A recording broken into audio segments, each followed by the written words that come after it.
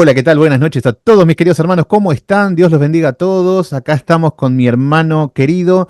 Estamos viendo todo lo que son las doctrinas torcidas que estamos viendo, las doctrinas que están corrompiendo la iglesia de Cristo desde adentro. Y acá lo tenemos a él, a Juan Camilo Tobar. ¿Cómo andás, Camilo? Hola Sebas, ¿cómo estás? Sí, bueno, entusiasmado con esta temporada donde estamos tratando todos estos temas que se han dado dentro de la iglesia o del movimiento carismático, ¿no? Y que es tan importante, pues, refutar, porque no es la verdad, no es la verdad. Hay muchísimo fraude, hay muchísima sensacionalismo, muchísima falsedad, y yo siempre digo que muchos cristianos con el intento, el deseo de mostrar un Dios poderoso, terminan dándole títulos de milagros a cualquier circunstancia, terminan dándole títulos de profecía a cualquier cosa. Y como siempre digo, la gente no es boba y se dan cuenta que pues esto es todo un montaje, todo un show que no tiene nada que ver con la realidad espiritual. Entonces, qué importante estos espacios, Sebas, la verdad. Muy bien. ¿Sabés que yo en la otra vuelta hice un top 40 de falsos maestros? Y sabés que todos, entre hombres y mujeres, son todos apóstoles y todos profetas.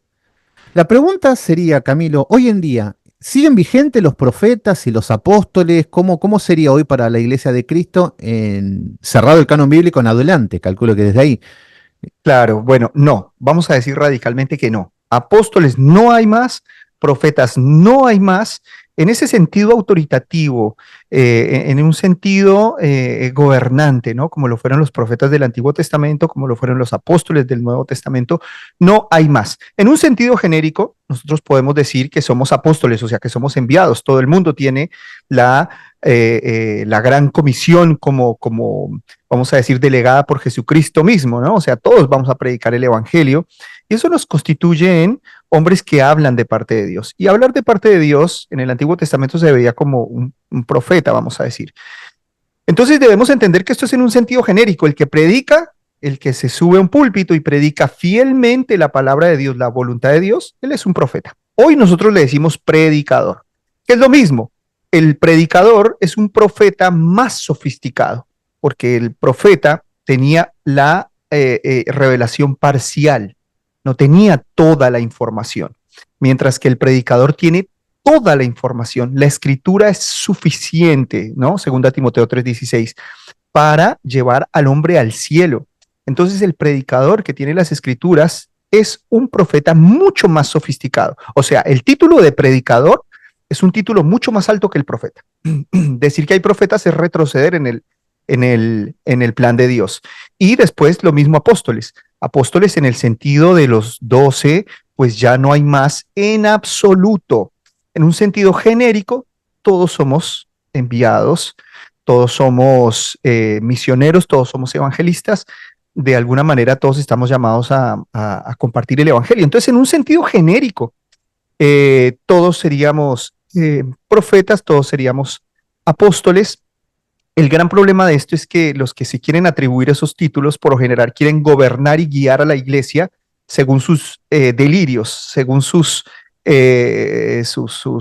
manera de pensar, su subjetividad, y esto se ha vuelto un desastre. Muy bien. ¿Y cuál sería el propósito de el apostolado y la profecía? Porque para entender bíblicamente qué significaría esto y ver a lo que están haciendo hoy en día. Porque, por ejemplo, yo he escuchado por ahí que decían de que, por ejemplo, un apóstol, como los apóstoles, abrían iglesias. Entonces, ahora si yo abro iglesias, ando por el mundo abriendo iglesias, pasaría a ser un apóstol. Pero yo creo que los apóstoles no es que abrían iglesias, sino que edificaron la iglesia. Yo creo que, pero no, que, ¿cómo le podés explicar a mis hermanos de que ya los apóstoles ya fueron los 12 y que lo que estamos viendo hoy en día son personas que están buscando una posición jerárquica, así como los católicos tienen un papa o algo? Pero ¿cómo podés explicar un poquito bíblicamente en cuanto a los apóstoles y el propósito de los apóstoles y los profetas? Sí, bueno, las personas por lo general usan ese argumento de decir que, bueno, Pablo fundó muchas iglesias y entonces el apóstol funda muchas iglesias. Pero tú lo dijiste perfectamente, Pablo no estaba fundando iglesias en un sentido de que habría de abrir locales, vamos a decir, o iglesias locales. Pablo estaba fundando el cristianismo. Jesús fundó el cristianismo y esa fundación se la delegó a sus apóstoles. Desde un sentido o desde un punto de vista histórico, muchos, vamos a decir, historiadores han dicho que si no hubiera sido por Pedro, Pablo y Bernabé, el cristianismo no hubiera quedado en el anonimato total, ¿no? Porque recordemos que pues Jesús no escribió nada, pero los grandes, estas figuras importantísimas del primer siglo como Pablo, Pedro, bueno, los apóstoles, ellos expandieron ese mensaje. Ellos son los fundadores del cristianismo, ¿no?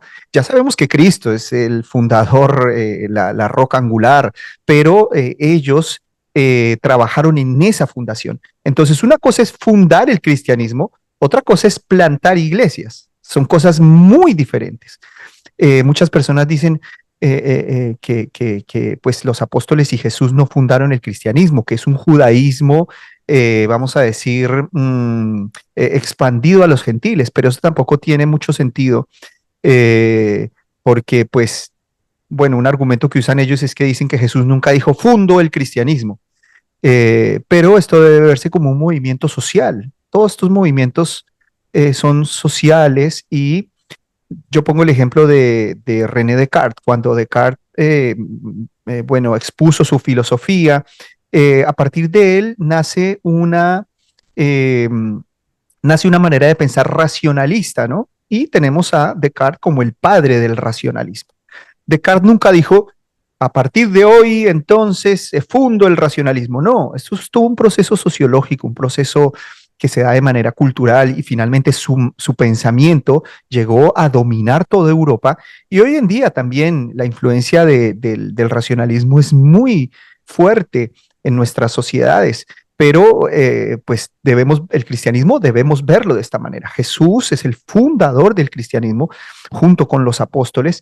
Entonces, una cosa muy diferente es fundar la iglesia y otra cosa es fundar iglesias, ¿no? Hoy nuestro papel no es fundar más cristianismo, no es fundar una nueva religión, eso lo hicieron Jesús y los apóstoles. Nuestro papel hoy es expandir, no fundar, expandir. Entonces, así podemos empezar a entender cómo es de importante el apostolado en el primer siglo y por qué ya no está más vigente ese ministerio en nuestros días. Y hay un versículo donde se van a justificar para esto, que es en Efesios capítulo número 4, versículo número 11, donde dice, asimismo constituyó a unos apóstoles, a otros profetas, a otros evangelistas y a otros pastores y maestros. Entonces acá es donde dicen, ¿ves?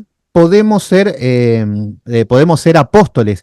Y a esto se le suma un movimiento que en el año 2000 aproximadamente, no me acuerdo, Peter Wagner creo que era el apellido de este hombre, donde empieza a mandar con el furor de los mail, cuando estaban de moda, empieza a mandar mail a todas las iglesias que iban a reunir a todos para darle títulos de apóstoles. Y ahí fueron todos y por $500 le dieron títulos de apóstoles y ahí es donde empezó este cáncer del apostolado y todas estas cosas. Y todos sujetándose de este versículo. Esto nos da vía libre a que yo, por ejemplo, pueda ser apóstol o que anhele ser un apóstol, porque el Señor constituyó a algunos apóstoles. Sí, Cristo constituyó a unos apóstoles, ¿a quiénes? A los 12. Esos son los apóstoles de Cristo. Para la edificación del cuerpo de Cristo. Eso significa que ellos van a estar gobernando el cuerpo de Cristo durante toda la historia. Porque nosotros nos sometemos a Pedro, nos sometemos a Pablo, pero ¿a qué nos estamos sometiendo? Pues a su doctrina. El hecho de decir Jesucristo es el Señor y en Jesucristo hay salvación, en el Evangelio está el poder de Dios para salvar, esto es una doctrina que nos enseñaron los apóstoles. Entonces, Cristo constituyó a esos apóstoles para toda la historia de la iglesia. Hoy no necesitamos más apóstoles porque no necesitamos más Biblia ni más doctrina. Los apóstoles tenían el propósito de establecer doctrina, teología. Y como pues hoy ya nadie debe establecer más doctrina porque pues la revelación está cerrada, Cristo es la consumación de todas las profecías de Israel. Entonces, pues hoy ya no necesitamos más apóstoles, ¿no? Es muy sencillo de ver. Y lo mismo profetas. Jesús fue antes de Abraham. La palabra del Señor dice, antes de Abraham yo era. Jesucristo en Juan capítulo 1, versículo 1 dice que Él es el verbo y que por Él fueron creadas todas las cosas. eh, lo que nos hace entender que él dio o él asignó o él constituyó a sus profetas, a todos los profetas del Antiguo Testamento fueron constituidos por Jesucristo y ellos son los profetas vigentes. Entonces Cristo constituyó a los profetas del Antiguo Testamento, Cristo constituyó a los apóstoles del Nuevo Testamento y ellos trabajan en la edificación de la iglesia. ¿Cómo? Cuando nos apoyamos en su fundamento. O sea, cuando nos apoyamos en su doctrina, cuando nos apoyamos en su teología, de ahí empezamos a construir, porque ese es el fundamento. Ellos nos dijeron, Cristo es el fundamento. Bueno, los profetas nos dijeron, el Mesías es la promesa que ha de venir y en él está toda la salvación. Luego los apóstoles nos dijeron, Cristo puntualmente, Jesús de Nazaret es ese Mesías, y entonces sobre esas declaraciones, sobre ese pensamiento se edifica la iglesia. Y pues ahí vienen los pastores, evangelistas y maestros, ¿no? Evangelistas, pastores y maestros. Entonces, Cristo constituyó a los profetas del Antiguo Testamento, Cristo constituyó a los apóstoles del Nuevo Testamento y hoy Cristo establece a sus pastores. Muy bien, y acá también en Efesios capítulo número 2, versículo número 20, ¿me podrías explicar esto que dice, edificado sobre el fundamento de los apóstoles y profetas, siendo la principal piedra del ángulo Cristo mismo? Eh, ¿Esto cómo lo encajaríamos? ¿Qué está hablando? ¿De los profetas, de los 12, de Guillermo Maldonado hoy en día? ¿Qué sería el fundamento de los apóstoles? El fundamento de los apóstoles es la Biblia, la doctrina, la teología. ¿Cuál es el fundamento que puso Pablo? Bueno, la Biblia, ¿no? Por acá tengo una Biblia.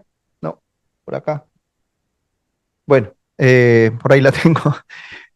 Cristo, vamos a decir, él, por medio de lo que le enseñó a los apóstoles, lo que le enseñó a sus discípulos, estableció una información. Esa información es el fundamento. Cuando Pablo nos dice ahí en Efesios 2:20 que edifiquemos sobre el fundamento de los apóstoles y profetas, significa que debemos crecer en nuestro conocimiento de Dios con base a lo que ellos dijeron, ¿no? Como vuelvo y repito, no hay más Biblia, entonces no hay personas que puedan llegar a traer otro fundamento, ¿no? Ahora, ¿en qué se apoyaron los apóstoles para poder, vamos a decir, explicar su teología, su doctrina? Los apóstoles se apoyaron en los profetas, porque los profetas fueron los que avisaron todo lo que iba a venir. Y aquí creo que es importante tener en cuenta el progreso de la profecía. Por ejemplo, yo siempre digo esto.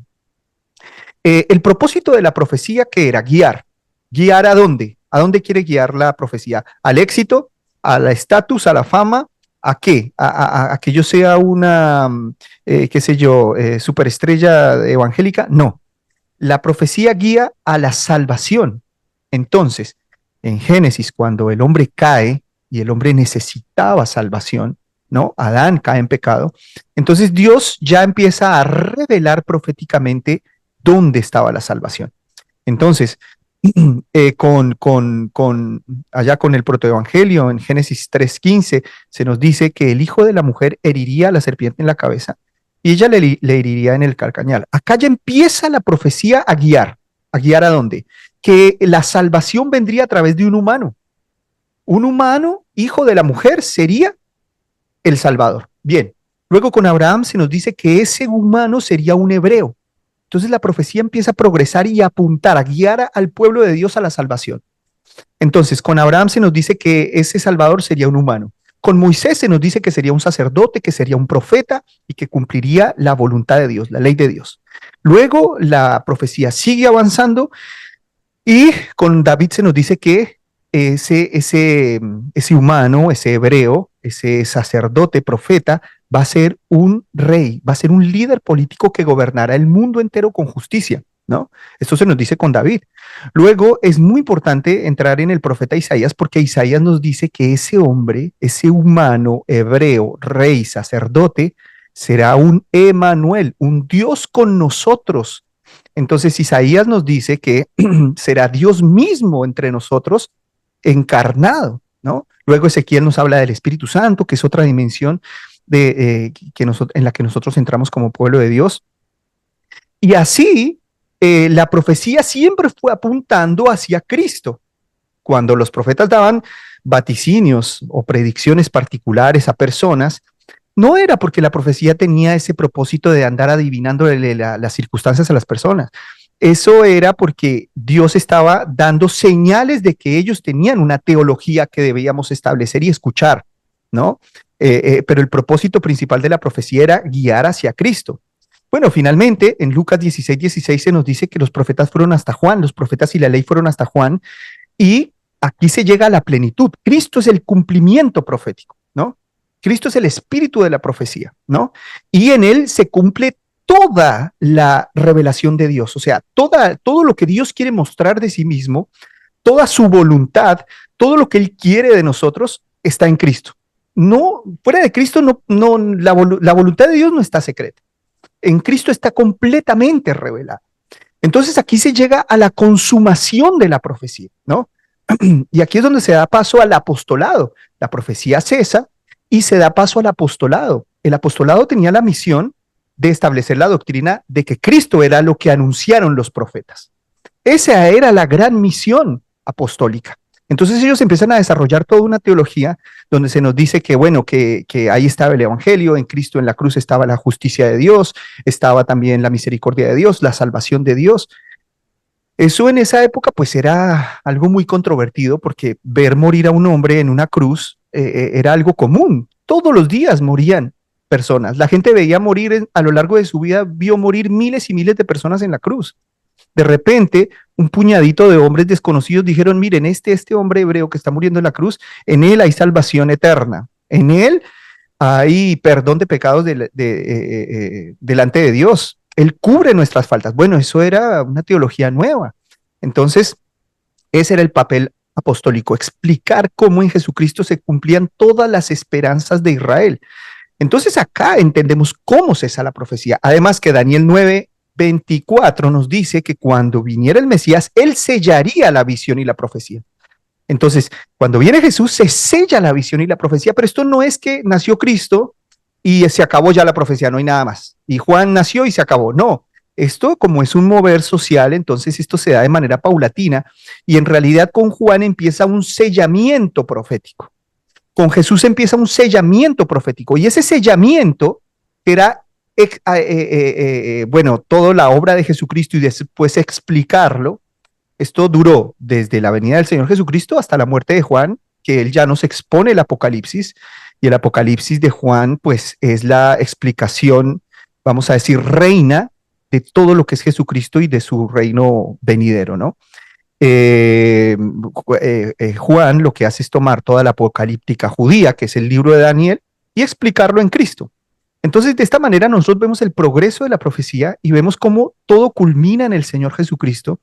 Y entonces eso nos hace entender que no hay más profetas y no hay más apóstoles porque pues ya no hay otro Mesías que anunciar, ¿no? Y no hay otra teología que fundar, porque ya los apóstoles fundaron una teología, una doctrina, los profetas nos mostraron al Señor Jesucristo, y eso sería, como dije hace un momento, retroceder en el plan de Dios.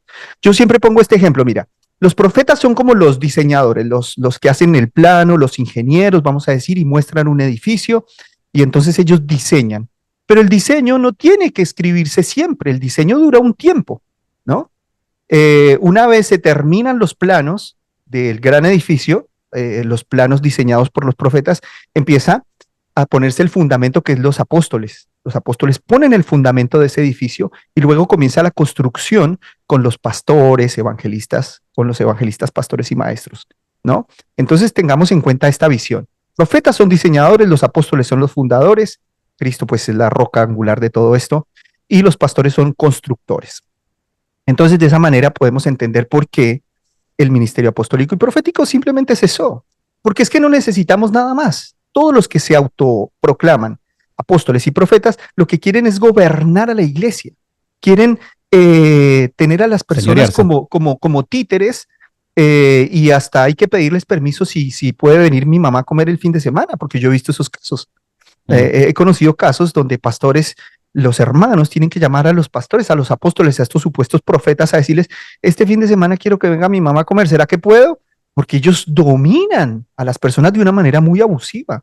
Entonces esto lo que quieren es dominar. Ahora, ¿cuál es el gobierno de los apóstoles y los profetas? Bueno, la doctrina, porque ellos son los que ponen la regla de fe y de conducta. Y después de ellos, lo único que tenemos que hacer nosotros es explicar, predicar, ¿no? Ya pasa a ser un papel, como siempre digo, más pedagógico. Entonces es importantísimo entender este proceso y cómo en Jesús se cumplen todas las esperanzas, todas las promesas de Israel. Y si yo te vengo, Camilo, con que el profeta Gabo y las hijas de Felipe después de Jesús, o sea que me estás mintiendo con el tema de que era hasta Juan, ¿qué pasa ahí? Porque eso es Bueno, lo donde se agarran muchos. sí, bueno, viste que te dije que con Jesús y con Juan empieza un periodo de sellamiento, un periodo de sellamiento. Daniel 9:24 dice que Jesús, que el Mesías sellaría la visión y la profecía. Pero ese sellamiento no es en un día ni cuando nació Cristo, ese sellamiento es un periodo. Ese periodo duró desde que nació el Señor Jesucristo hasta el año 90, cuando Juan muere y ya quedó todo establecido, ¿no? Entonces, en ese periodo del primer siglo, pues se necesitaban esas personas que explicaran, se necesitaban esos apóstoles y se necesitaban esos nuevos testamentos orales. Estos son los profetas del primer siglo. Son nuevos testamentos orales. Tengamos en cuenta que en ese momento no había Nuevo Testamento. Las cartas de los apóstoles circulaban por las iglesias, pero no había un documento oficial. Entonces, como Pablo, Pedro no podían estar en todos lados porque no eran omniscientes, ellos ponían a personas para que enseñaran en las congregaciones y lo que enseñaban a esas personas era profético porque no había un documento. Entonces ellos tenían que de alguna manera suplir esa necesidad de no tener un Nuevo Testamento escrito. Por eso los profetas de un menor rango en ese momento todavía estaban, vamos a decir, teniendo una participación. Pero una vez concluido el canon, pues ya no se necesita más, porque la palabra escrita es la palabra de mayor autoridad. Ya ningún hombre tiene una autoridad al mismo nivel que las escrituras. Entonces ya todo el mundo queda subordinado a la Biblia y entonces pues obviamente que ya no hay personas que se puedan atribuir un título de profeta, ¿no? Eh, entonces estas personas, estos profetas del primer siglo, de este periodo de sellamiento, debemos verlos como esas personas que cumplían una función de ser nuevos testamentos orales, que su predicación sin el texto estaba de acuerdo a los apóstoles y ellos por eso tenían esta función de profetas, vamos a decir. Pero bueno, como dije, hemos entendido que esto era algo que venía cesando hasta que se cumple la escritura o se completa la escritura, entonces pues simplemente ya no son necesarios. Y también con el afán de querer justificar este tipo de profetas modernos y todo, muchos se van a Joel. Y te van a Joel capítulo número 2, versículo número 28, donde dicen que profetizarán vuestros hijos, vuestras hijas, vuestros ancianos soñarán sueños. Entonces, ¿qué significa eso? Que hoy te aparece un soñador, por ejemplo. Justo ayer reaccioné a uno que dijo que viajó a 1930 y que, bueno, profetas, y vos decís, y después te está diciendo que es la segunda venida, todo basado en el sueño, que se fue Entonces vemos todas cosas locas y te van a Joel capítulo número 2 versículo número 28 que dice que soñarán y verán visiones. ¿Esto sigue así, que hoy te aparece una visión así fugaz y ves el futuro? ¿Funciona así esto o qué dice Joel capítulo número 2 versículo número 28 en adelante? Bueno, nosotros ahí tenemos que entender el tema de la mediación humana, porque en el Antiguo Testamento Dios se administraba a través de los profetas y a través de los sacerdotes, a través de Moisés, ¿no? Entonces el pueblo tenía que esperar a que un profeta hablara para oír la palabra de Dios. Ellos no tenían la palabra de Dios. Lo mismo tenían que esperar que el sacerdote cumpliera su función para poder ellos estar en paz con Dios. Hoy en día el sacerdocio es universal. Todos somos sacerdotes, todos somos reyes, todos somos profetas, ¿no? O sea, todos somos predicadores. Eh, entonces lo que tenía en mente ahí Joel era que cuando viniera, cuando se derramara el Espíritu Santo, ya como todos profetizan, ya no hacen falta profetas. En realidad así tendríamos que entenderlo. como el Espíritu Santo se derramó sobre todos nosotros y el Espíritu Santo nos da sabiduría, el Espíritu Santo nos da la mente de Dios en perfecta armonía con las Escrituras, el Espíritu Santo está en absolutamente todo el pueblo, entonces ya para qué profetas. Si los profetas, cuando Dios hablaba a través de los profetas, venía el Espíritu sobre ellos y ellos hablaban de parte de Dios, pero ahora todos tenemos el Espíritu Santo, entonces no necesitamos más profetas. ¿Me hago entender? O sea, lo que estaba explicando Joel es que ya no iba a haber mediación humana. Entonces hay varios mediadores en el Antiguo Testamento. Está, como dije, el profeta, está el sacerdote, está el rey. El rey también era un mediador entre Dios y el pueblo.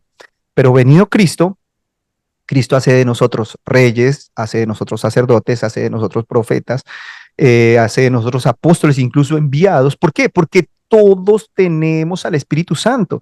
Entonces decir que hoy necesitamos profetas, es decir, el Espíritu Santo no sirve para nada. El Espíritu y la Biblia no sirven para nada porque todavía necesito profetas. Cristo no sirve para nada porque todavía necesito apóstoles y coberturas paternales ridículas y todavía necesito mantos porque Cristo no me cubre. Pero como Cristo vino, el sacerdocio es universal, somos reyes también, todo el pueblo de Dios, y todo el pueblo de Dios es profeta. O sea, todo el pueblo de Dios puede hablar de la voluntad de Dios porque todos tenemos la Biblia. Entonces, la realidad del Espíritu Santo invalida a todos estos mediadores humanos. Hoy no hay más mediación humana. Una de las cosas que establecen muy bien las Escrituras es que solo Cristo es el mediador entre Dios y los hombres. Ya no necesito un sacerdote para acercarme a Dios. Ya no necesito un profeta para que Dios me hable. Ya no necesito un rey para que Dios me gobierne. Ahora, Cristo gobierna por medio de la Escritura y del Espíritu Santo a todos y a cada uno de los que hacen parte del pueblo de Dios. Esta es la manera en que tenemos que entender la profecía de Joel, ¿no? Se acaba la mediación humana, ¿no? Por eso el pastor no hace un papel de sacerdote. El pastor hace un papel pedagógico, cumple un papel pedagógico, enseña las escrituras, pero ya todos tenemos al Espíritu Santo, ya todos podemos corroborar qué es verdad, qué no es verdad, ya el Espíritu Santo nos guía a la verdad absoluta, no necesitamos profetas, tenemos al Espíritu Santo. Aquella persona que dice necesitar un profeta para dirigir su vida, para guiar su vida, simplemente está menospreciando la guía del Espíritu Santo en unidad con las Escrituras y con el resto del pueblo de Dios. Entonces, yo insisto con esto, seguir, vamos a decir, provocando que este mover continúe, simplemente es un retroceso en el plan de Dios. Y el cesacionismo nos muestra esto de una manera muy armoniosa con las Escrituras. Por ejemplo, la legislación profética cesó. Moisés ya escribió la ley, no hay más profetismo de legislar, para legislar, ¿no? Eso se conoce como el cese de la legislación profética. Moisés es un profeta de Dios y él trajo las leyes, pero esto cesó, ya nadie puede andar inventando leyes. Entonces, el profetismo que legisla al pueblo de Dios cesó. Luego vinieron los profetas. Los profetas trajeron las promesas, las advertencias y la profecía del advenimiento del reino de Dios. Pero ya no más, porque ya Cristo trajo el reino de Dios, ya Cristo trajo la justicia de Dios, ya Cristo trajo al Espíritu Santo. Entonces los profetas también ya cesó su trabajo. Luego los apóstoles explicaron todo esto y entonces también cesó su trabajo porque ellos sentaron la base, que es sentar la doctrina, la teología. Entonces ese ministerio también cesó. ¿Ahora en qué estamos? Estamos en el periodo del Espíritu Santo y esperando la plenitud del cumplimiento, porque el Antiguo Testamento fue ese periodo de promesas, el Nuevo Testamento fue ese periodo de cumplimientos y ahora estamos esperando el periodo de la plenitud. No podemos volver al periodo de las promesas, porque ya vino el Mesías, porque ya se apareció Cristo, porque ya tenemos salvación, ya no hay más promesas. Esa gente que dice, ay, Dios me prometió que, no sé, esas muchachitas por ahí que dicen, ay, Dios me prometió un príncipe azul. Dios no promete esas cosas. Dios prometió un reino, Dios prometió una salvación, Dios prometió, vamos a decir, la glorificación, Dios prometió la tierra por heredad. Esas son las promesas de Dios. El Espíritu Santo, el al Espíritu consuelo. Santo. Hay gente que dice, ay, Dios me prometió, no sé, una camioneta. No, hermano, eso no son promesas de Dios. Las promesas teológicas son una cosa demasiado bella, demasiado profunda, y ya todo el periodo de promesas se cumplió porque se acabaron los profetas. No hay más promesas que inventar, ¿no? ¿Qué tenemos que inventar? ¿Otro Apocalipsis 2 recargado, ultraprocesado? No. Ya se acabó el periodo de promesas, luego pasó el periodo, bueno, primero se acabó el periodo de la ley, ¿no? Profética, luego se acabó el periodo de las promesas porque Cristo trajo el cumplimiento absoluto de todas estas cosas, los apóstoles lo explicaron y ahora estamos en la espera, en la antesala de la manifestación del reino de Dios en plenitud. O sea, esto es un orden perfecto, no hay manera como desbaratar este asunto, Sebas. Qué bueno, Camilo, la verdad que de excelencia. Ahora yo te quiero pedir que no sé si más que consejos, una exhortación a las personas, como para que abran los ojos, que están en medio de, ya vimos lo que era el diezmo, ya esa cosa quedó ordenada. Las lenguas también, que vienen gente hablando en otro idioma y que estaban confundidos, también lo ordenamos teológicamente. Y ahora las personas que tienen un apóstol y que ellos están bajo una cobertura y fuera de ellos están en maldición, o que primero tienen que bendecir al apóstol para que ellos sean bendecidos, si no están bajo su paternidad, hay maldición, y que también están con medio de profetas, que vienen y le dicen, el Señor me mostró un número de una casa, es tu casa, o el número de tu cumpleaños, y vienen con estas cosas. O sea que están en este mundo de apóstoles y de profetas. ¿Qué consejo le podés dar? ¿Qué exhortación más que nada? Porque esto ya es una alerta, es como huyan de ahí, pueblo mío, pero ¿qué consejo le podés dar para ir cerrando esto a los hermanos que están atrapados en estas sinagogas de Satanás y hasta que tienen miedo de salir? Sí, yo les digo que salgan con toda tranquilidad porque son unos farsantes todos. Toda aquella persona que reclama gobierno sobre la iglesia está usurpando el gobierno de Cristo, está usurpando la autoridad del Espíritu Santo. Hoy nadie tiene autoridad sobre nadie. La autoridad nuestra es Cristo, Cristo es la cabeza, Cristo a través del Espíritu Santo y las Escrituras, o sea, Cristo a través del Espíritu Santo y sus apóstoles, está gobernando a la iglesia. Nosotros como pastores o los predicadores no podemos coartar la libertad de nadie. Podemos dar consejos y en la unidad, en la multitud de consejeros, pues está la sabiduría y a la persona que tiene el Espíritu Santo será guiado a la sabiduría y la sabiduría también es escuchar el consejo, ¿no? Y tener temor de Jehová. Pero nadie puede estar debajo de nadie. O sea, que alguien se ponga arriba de la iglesia del Señor Jesucristo, de cualquier hermano, está usurpando el señorío de Cristo. Esto lo describe, bueno, Calvino en la institución de la religión cristiana de una manera magistral. Nadie puede usurpar ese lugar que solamente Cristo ocupa en su iglesia. Y si alguien quiere tomar ese papel o ese rol, simplemente es falso. Hay que huir, desechar estas enseñanzas, ese tema absurdo, ridículo de los padres espirituales y de los mantos y de la paternidad. Eso es completamente ridículo. Eso lo único que quieren es dominar a las personas, lo único que quieren es tener a la gente debajo del zapato y ellos ser servidos, pero no, eso no tiene nada que ver con las escrituras ni con lo que Jesucristo vino a hacer por su pueblo. ¿Y los adivinos que se hacen llamar profetas? Esos son todos adivinos, Sebas, pero ni siquiera son adivinos, vamos a decir, legítimos. Psicológicos son. Esos son puros, vamos a decir, aciertos y manipulaciones y son todo.